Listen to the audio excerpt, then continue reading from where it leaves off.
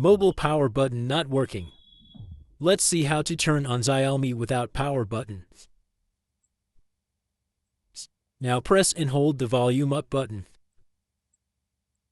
Then connect the mobile charger cable.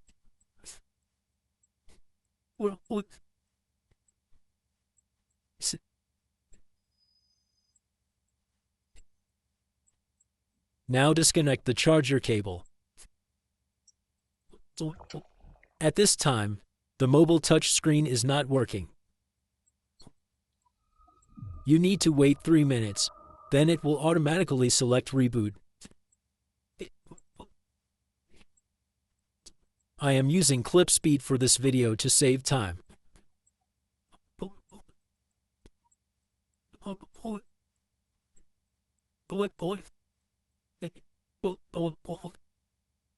It is automatically selected after 3 minutes.